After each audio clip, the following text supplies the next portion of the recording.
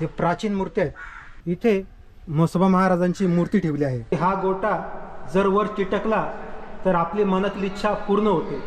गर्भगृहातील या मंदिराला पूर्ण चांदी लावलेली आहे।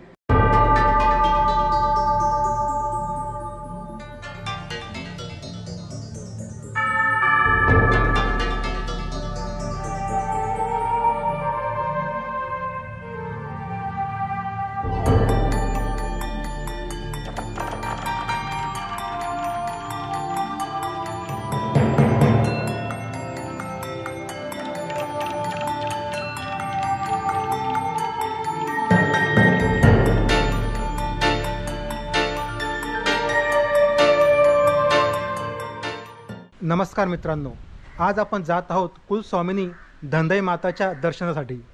तर चला माझ्यासोबत, मी आहे आपला host Bapu the traveller. Dhule Sakri हायवेला हे नेरगाव आहे आणि या नेरगावाजवळ हा मजदी फाटा आहे। इथून 10 किलोमीटर दूर मजदी गाव आहे आणि तिथे कुलस्वामिनी धनदाई मातेचं मंदिर आहे। आपल्याला आता तिकडे जायचं आहे। हे आहे मजदी गाव आणि आपल्याला या कमानीतून पुढे जायचं आहे।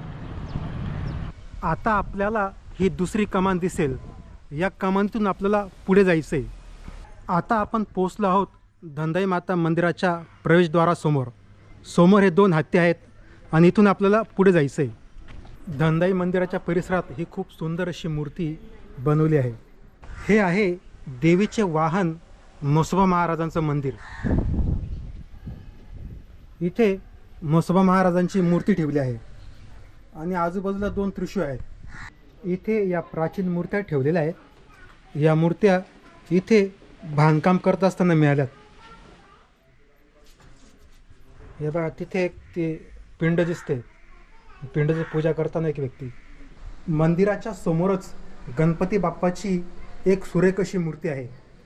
गणपती बाप्पाच्या मूर्ती समोरच धनदाई देवीची मूर्ती आहे तिकडे। आता आपण या मंदिरात प्रवेश करत आहोत। हा आहे या मंदिराचा सभामंडप। हा सभामंडप खूप विशाल आणि मोठा आहे।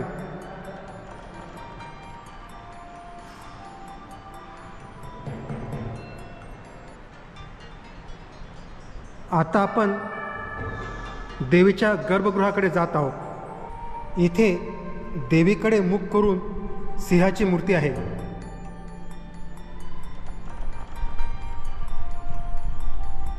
समोर धनदाई देवीची मूर्ती आहे। चला आपण तिकडे जाऊ। आता आपण मंदिराच्या गर्भगृहामध्ये प्रवेश करत आहोत। आपल्या समोर आहे कुलस्वामिनी धनदाई माताची मूर्ती। गर्भगृहातील या मंदिराला पूर्ण चांदी लावलेली आहे।